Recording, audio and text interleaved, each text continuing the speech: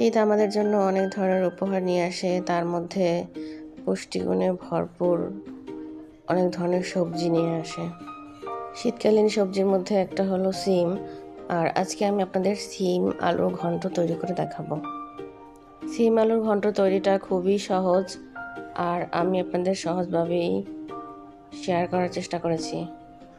কিছু সিম আলু এভাবে স্লাইস করে কেটে নিয়েছি, সাথে বেশ কিছু বিচি নিয়েছি সিমের। তো রান্নার জন্য পেঁয়াজ, রসুন, কাঁচামরিচ, শুকনো মরিচ, আস্ত জিরা নিয়েছি। এবার সিম আলুগুলো সেদ্ধ করতে বসিয়ে দেব।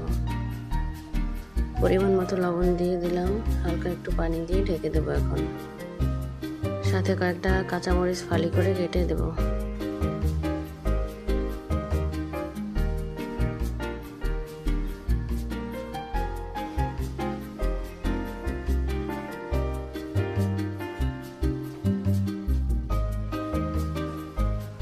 সিম আলুর পানিতে বলক চলে আসছে, এখন ঢাকনা তুলে উল্টে পাল্টে দেব, যাতে প্রত্যেকটা সবজি ভালো করে সেদ্ধ হয়ে যায়।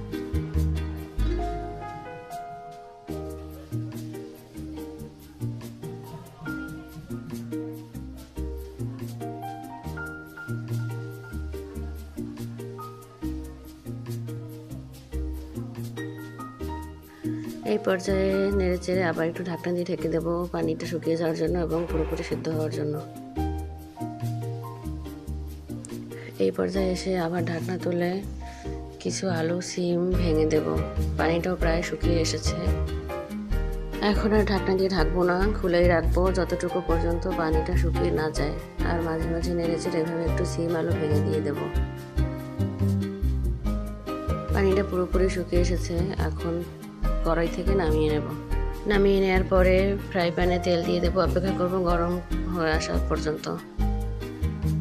এরপরে জিরা দিয়ে দেব, একটু ফ্লেভার চলে আসলে পেঁয়াজ, রসুন, শুকনো মরিচ কুচিগুলো দিয়ে দেব।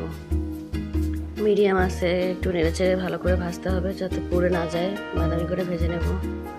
এরপরে এর মধ্যে সিদ্ধ করে রাখা সিম আলুর ঘন্টটা দিয়ে দেব।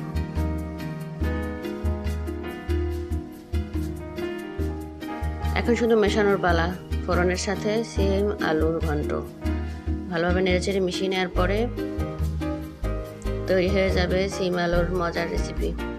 ফোড়নের সাথে ভালোভাবে সিম আলুটা মেশাতে হবে একটু সময় নিয়ে, যাতে সম্পূর্ণ ফ্লেভারটা ভেতরে ঢুকে যায়।